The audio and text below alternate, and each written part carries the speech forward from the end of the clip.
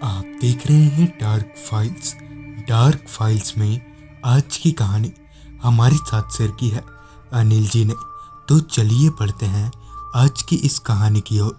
आज की इस वीडियो में आगे बढ़ने से पहले अगर आपने अभी तक डार्क फाइल्स चैनल को सब्सक्राइब नहीं किया है तो कर लें, और ऐसी ही और वीडियोस के लिए देखें अनहोनी चैनल की लिंक आपको नीचे डिस्क्रिप्शन बॉक्स में मिल जाएगी।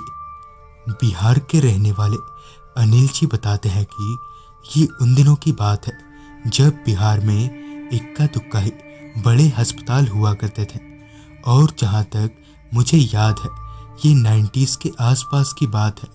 उन दिनों मैं बिहार के एक छोटे से हॉस्पिटल में एम्बुलेंस चलाने का काम किया करता था। वो हॉस्पिटल जहाँ मैं काम करता था वो इतना छोटा था कि वहाँ सिर्फ एक ही एम्बुलेंस था जो मैं ही चलाया करता था, और साथ ही मैं हॉस्पिटल के कुछ छोटे मोटे कामों को भी देख लिया करता था।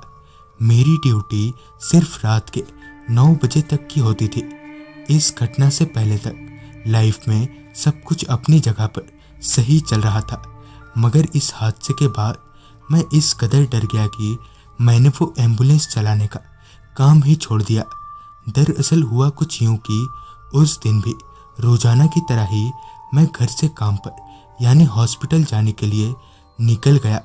मेरे घर से हॉस्पिटल यहीं कोई 1-8 किलोमीटर ही होगा, तो ऐसे में मैं पैदल ही आना जाना किया करता था।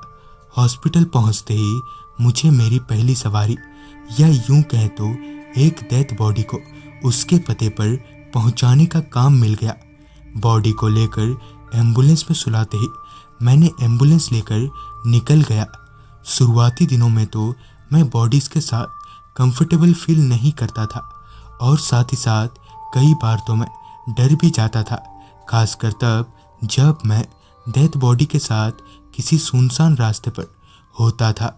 और ऐसे में डर कई गुना तब बढ़ जाता जब वक्त रात का हो, मगर अब मेरे को इन सब बॉडीज के साथ रहने की आदत सी हो गई है। खैर, इस बॉडी को पते पर पहुंचाने के बाद भी सारा दिन बॉडीज को ले जाने और पेशेंट्स को ले आने का सिलसिला जारी रहा। शाम के करीबन 6:30 बजे के आसपास मैंने दिन की पहली चाय पी।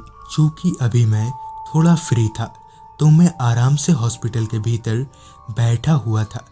अब मुझे वहाँ बैठे बैठे रात के करीबन 8:30 बज चुके थे, और अब लगभग मेरी ड्यूटी भी खत्म हो चली थी। और अच्छी बात तो ये थी कि शाम से लेकर अब तक मुझे कहीं जाना नहीं पड़ा था।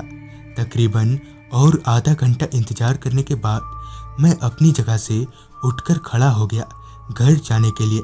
मैंने गेट की तरफ एक कदम बढ़ाया ही था कि अचानक ही पूरे हॉस्पिटल की लाइट चली गई। मैं अभी ये सोच ही रहा था कि लाइट कैसे चली गई होगी कि इतने में ही डॉक्टर साहब ने आवाज लगाते हुए कहा, अरे अनिल, जरा देखना तो क्या हुआ दिक्कत है। इस पर मैंने रिसेप्शन से टॉर्च लेते हुए कहा, हाँ जी डॉक्टर साहब, देख रहा हूँ। और ये बोलते हुए मैं हॉस्पिटल के मीटर बॉक्स की तरफ बढ़ने लगा।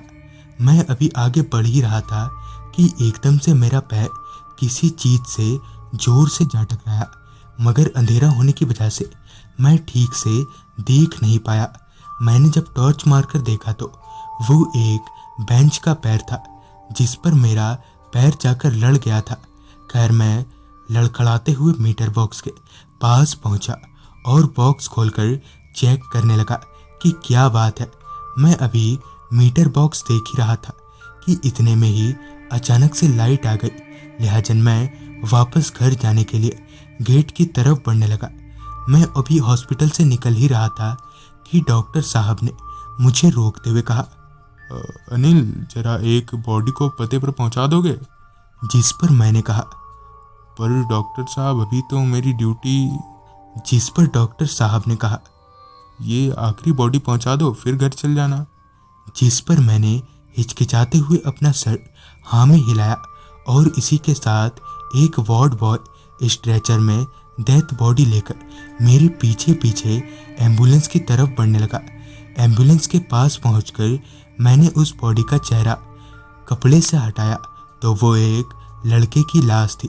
उस लड़के की उम्र देखने से तो 22-23 साल की ही लग रही थी। खैर, मैंने वार्ड बॉय का हाथ बटाते हुए बॉडी को एम्बुलेंस में चढ़ा दिया। बॉडी चढ़ाते ही मैंने वार्ड बॉय से पूछा कि इस बॉडी को कहाँ उतारना है, और एड्रेस पता करने के बाद मैं एम्बुलेंस लेकर उस पते की तरफ निकल गया। रास्ते पर एम्बुलेंस ड्राइव करते हुए मैं यही सोच रहा था कि ये डॉक्टर साहब ने भी मुझे कहाँ फंसा दिया। अच्छा खासा मैं अपने घर जा रहा था।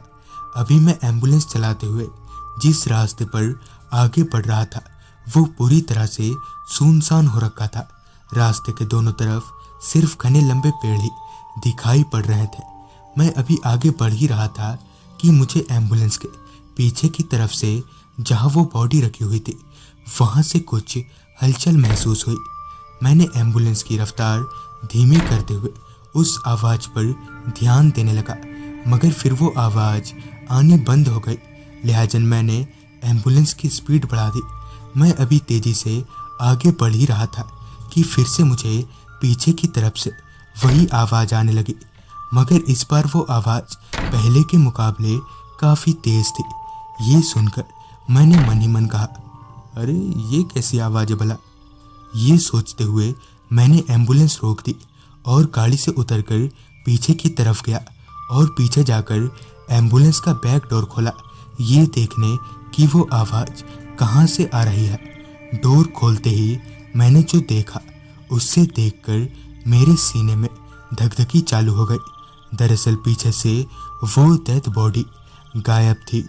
ये देखकर मेरे हाथ पैर थरथराने लगे और मैं पागलों की तरह उस बॉडी को एम्बुलेंस के आसपास ढूंढने लगा।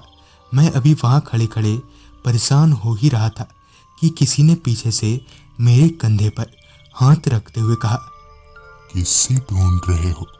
इस आवाज़ को सुनते ही मैंने अपना सिर हल्के से पीछे की तरफ घुमाया और तिरछी नज़र से पीछे की तरफ देखा तो मेरे पीछे वो ही लड़का खड़ा था जिसकी डेड बॉडी अभी थोड़ी देर पहले तक मेरे एम्बुलेंस में थी।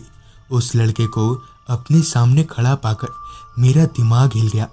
मैं चिल्लाना तो चाह रहा था मगर मेरा गला साथ नहीं दे रहा था। मेरी आवाज़ पूरी तरह से बैठ चुकी थी।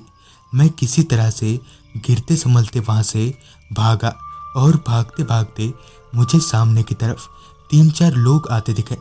मैंने उन लोगों को पूरी बात बताई। फिर जब वो लोग मेरे साथ एम्बुलेंस में आए तो वो बॉडी एम्बुलेंस में उसी तरह से सुला कर रखी हुई थी।